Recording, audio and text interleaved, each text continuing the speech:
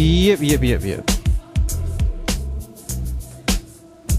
All right, for everybody just now tuning in, again, that was DJ Tracktion. Just killed the whole thing, man. Again, I'm your host, E-Money Prez, Gorilla Ruff Riders. You know what I mean? I'm here with my guest. You know what I mean? S.T.O.N.Y Rockstar up in here. You know what I mean? Yeah. Again, you know, Tracktion, he killed it. You know what I mean? That old school flow, we kind of missed that, baby. You know what I mean? Gotta keep that alive right there. These youngins don't know. Yeah, man. 80s, baby. Where them 80s? Them 80s babies at? 70s and the 80s. 87, man. Oh, man. That's good. You just made it. So I'm saying, we want to, that Eric B. and Rakim, man. What y'all think about that, man? Like, I miss them guys, man. Yeah. They keep it real, man. Like, I mean, I still had some of the original vinyl of those, you know? That's like what I started DJing on, really. Right. So, right. That just brings it back for me. Saying, I know you a little under there, but what do you think about that? I'm an 87 kid, but you know, I mean, Eric B, Rakim, I think his music was it was fresh, man. It was fresh, you know, he was really going through it.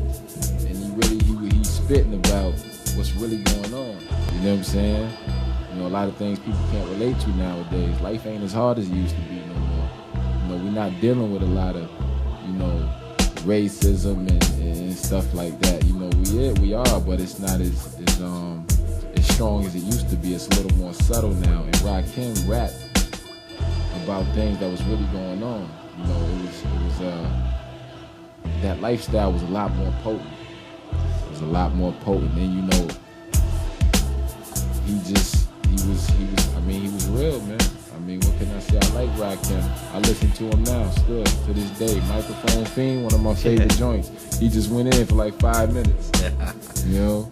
So what you think is, how you think that music has changed from then to now? I mean, what's your opinions on that one? Now you hear a lot of party stuff, man, because that's all people really want to listen to. You know, beats, hooks. They don't really want to listen to the lyrics and the wordplay. You know, and that's important when it comes to rap. Wordplay is important, but you know, it's still all a part of hip hop. You know, but I just think a lot of dudes think they're doing something new out here. They really not. You know, now they bringing back snapbacks and Reeboks, and you know, that been done already. Yeah, I'm not gonna front. I'm not with the snapbacks, man. Man. Especially not backwards. I gotta keep it real. Like, especially like nowadays. You said it. Like probably from, I say maybe 03, 04 on. Like some of the shit that was coming out. Like I'm like looking at it and I'm like, nah, man, I'm not with this. Like, who's co-signing this, yo? Like, how is this getting through? You know? Like, who told y'all skinny jeans was fly? You know what I mean? Really though. Yeah, no, I don't get it. I just don't get it. I think it's safe to say, man, we need to go back. Some of y'all rappers need to go back in the time and do what y'all gotta do, man. Do y'all history. I mean, make some real music out there. You know what I mean? Like everybody's music's not real music, man. Yeah. But we definitely miss them old school guys, man. We wish some guys come back and bring that influence back on the crowd. You know what I mean? And then let's do it. It was always able to rock the mic back then. I mean, you ain't really need to have the skinny jeans, like you said, and all that other stuff in the club. You know what I mean? You still have a big gold chain. That's all. Where they do that at? Yeah, they going back to the rope chains and all that 80s stuff. What's up with them basement parties? Rocking in the basement parties. What's up? Yeah. But you know, we gonna keep it moving. Man, let me ask, who y'all think had the best rap battle coming up? Old school battle. And this was battle with no beef. I would have to say, I have to say a good battle was KRS-One and MC Shan.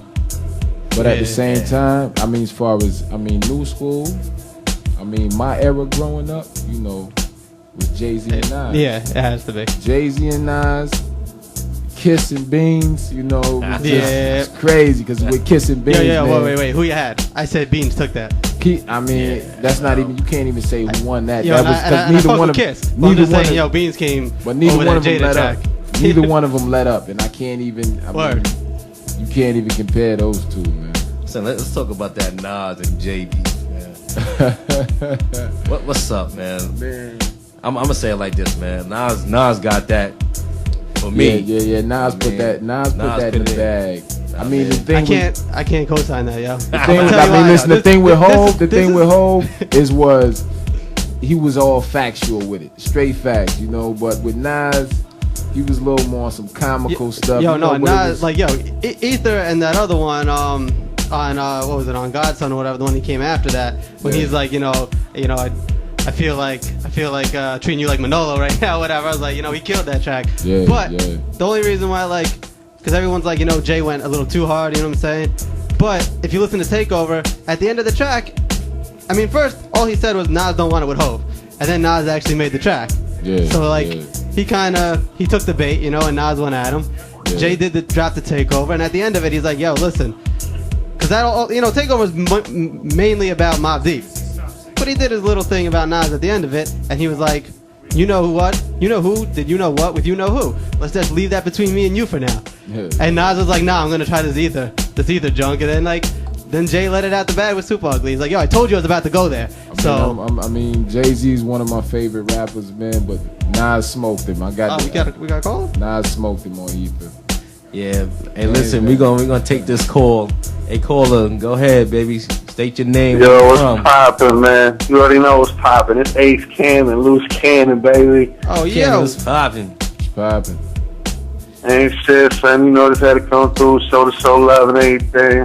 Debut mixtape just dropped today. Loose Cannon out everywhere, You already know, baby. What you think about that old school flow, baby? What you miss about it? Oh, man, the old school, man. I wish more of the storytelling and the lyric, as far as like the lyrical content, would come back into the game. You figure, dummy, because I feel like a lot of these artists, they like strippers to me. You figure, dummy, they only looking for that single money.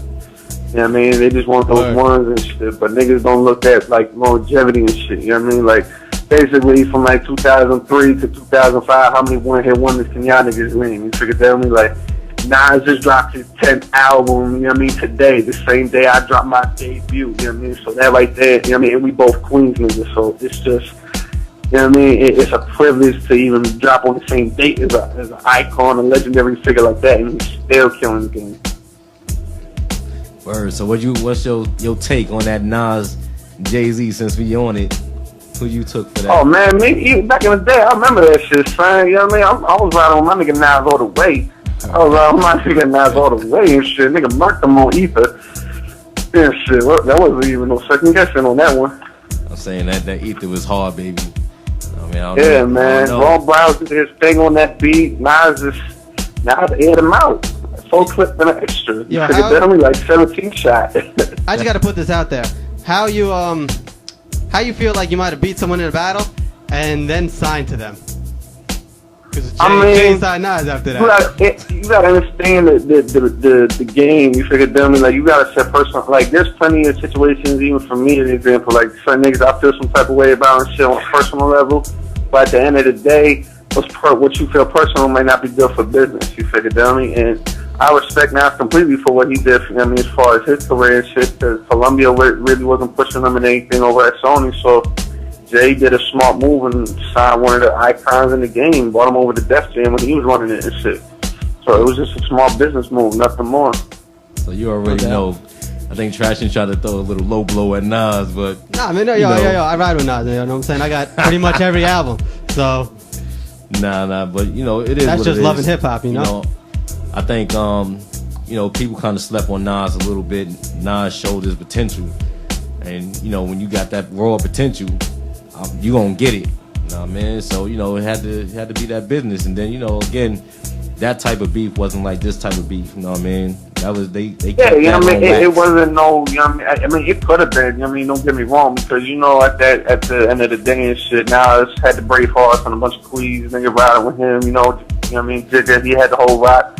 But at the end of the day, it's a good thing that it didn't end up like a Biggie and Pac situation and shit, because that would have been more traumatizing for the game as it is. We've already lost enough lyricists in the game that could have been running shit from Pac to Big L to Biggie to, Big Pun, Easy, all the niggas. So, like I said, what you may feel personal may not be good for business. You figure dummy, and them niggas sat down like grown men at the round table and handled business properly.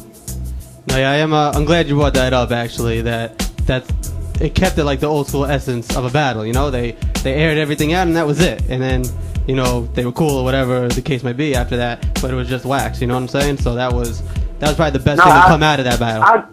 I agree with you completely and shit, because at the end of the day, fam, it's like what niggas consider the beef nowadays. Like, you know what I mean? I'm a 90s baby. You figure dummy. I grew up in the 90s, early 2000s and shit. So I mean, if you had legit beef with a nigga, like, you was out ready to shoot the, you know what I mean, shoot the fair one. You was either banging, fighting, clapping the heat, you know what I mean, whatever it was. But nowadays, niggas just take that shit bullshit to Twitter and then leave it on the blogs and shit. Like, that's why I don't even consider that shit beef. Word.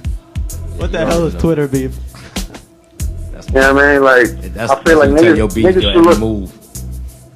Whatever. That's when you tell that Twitter beef, man. Ain't no real beef. You telling everybody what you about to do. Man. I've even said it in a rhyme and shit. I forget the exact bar I said, but I know it has something to do with something being a real nigga nowadays. To beef, all you gotta do is go to Twitter. Like, at the end of the day, like, that's what, I think niggas see that as more as a publicity stunt and more attention for them just for the record sales, because the record sales ain't popping like they used to be and shit. So, you know what I mean? At the end of the day, I can't, you know what I mean? I'm not that artist. I'm not that, those niggas beefing me for the day. I'm just in my lane trying to do what the fuck I do. Loose cannon just drop. Hype as hell. I've been promoting this shit all day. I feel you. So can you say that the reason why a lot of that beef is occurring is because the music is changing? So the only way for a lot of the aspiring it's not even the music, fam. Money, you know what I mean? Money. It's not even the music. It's the type of artists that, you know what I mean, come into the game. You got a lot of these young boys and shit that they see it as far as like the street life and all like some real beef type shit, but a lot of them ain't about that. You figure them.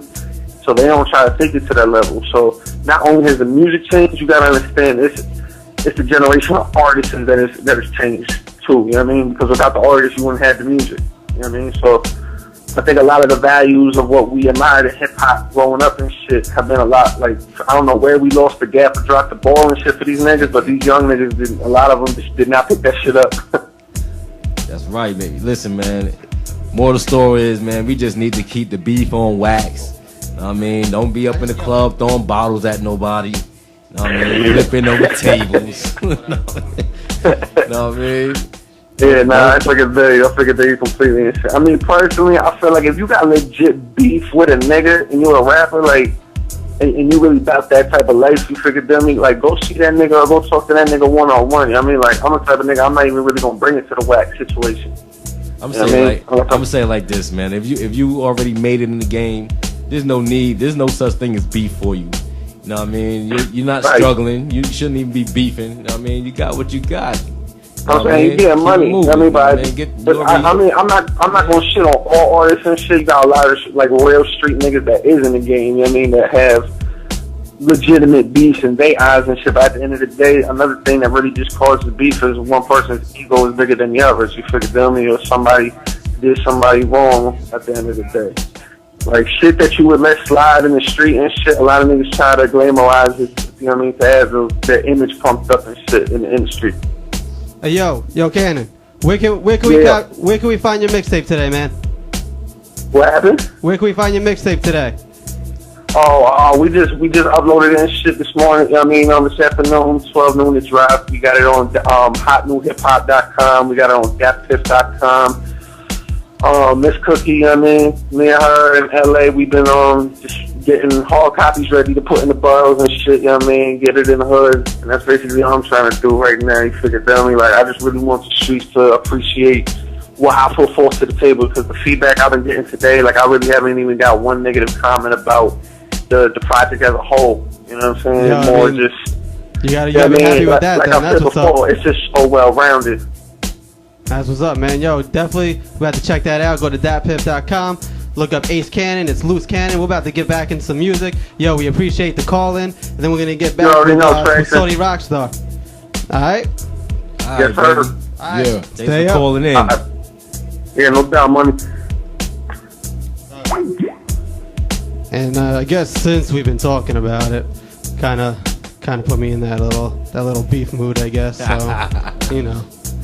Bring out something good, baby.